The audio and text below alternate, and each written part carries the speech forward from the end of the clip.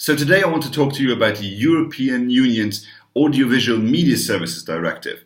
But before I do so, I want to tell you that I will be speaking at the end of this month at the Kosovo Regional Conference of European Students for Liberty. I'll be talking about free expression. So that's happening in Pristina, in the capital of Kosovo. I'll be putting a link down below so you can check that out and maybe join us. So there'll be some good speakers and a nice conference.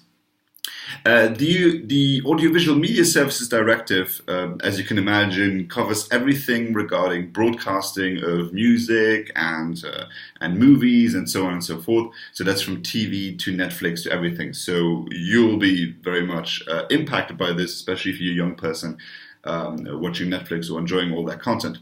Now, the directive doesn't only cover the things that I will be mainly talking about, which is movie quotas. But it does also cover that quite significantly. So just to give you a mention, and maybe I'll be talking about this in another video, it also brings up protecting minors, which in European Union language means banning all the fun stuff. It will also tackle banning hate speech, which means that nobody can say anything controversial whatsoever and make no jokes that could be considered hate speech. So that's also an intrusion into free expression. But what I want to really talk about is movie quotas for European content. So what the European Commission suggested is to have 20% mandatory European produced content.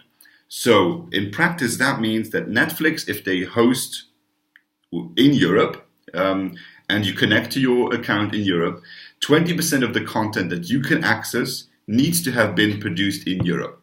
Now, we're not quite sure yet what exactly European content is, because it's quite ambiguous. How much do I need to have produced in Europe? Because many movies are produced all over the world, so how much needs to be European? How many actors need to be European? Or does only the funding need to be European? And so the European Commission suggested 20%, but the European Parliament said, no, you guys are probably for the industry, or well, I'm not sure if they actually said that, but you get the gist of it, because they suggested 30%. And some people in civil society, of course, those producing movies in Europe, of course, said that we need to go up to 50%, because otherwise the industry will not do anything. My take on this is this one. Let's just imagine for a second that Marine Le Pen would have gotten out in front of the cameras, French flags in the background, after listening to the French national anthem, and would have said, "We want to protect French content. French content is the best, and the Americans are trying to take us over with their silly comedies, and they are not even funny and not even interesting. So what we're going to do is going to support French content. We're going to make it mandatory for companies to produce a certain amount and to broadcast a certain amount of French movies.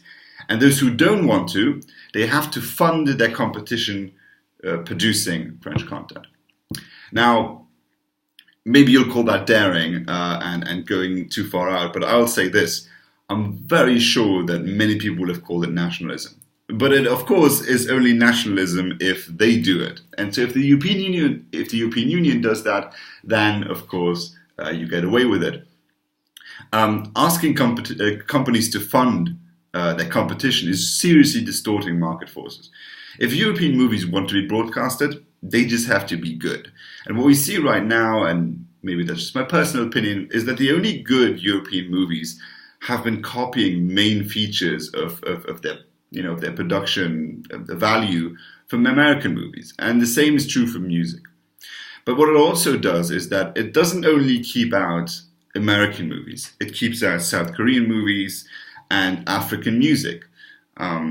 Of course, the directive doesn't specifically say that it tries to get South African music away from the country and incentivize European production, but that's effectively what it does. I think this is a very, very bad directive. I don't think we should have it whatsoever, and I hope it'll be shot down eventually, though at this point, Council, Commission and Parliament want some sort of quota. So yeah, that's about this directive. I'll be posting a link to all the information down below, and thank you for watching.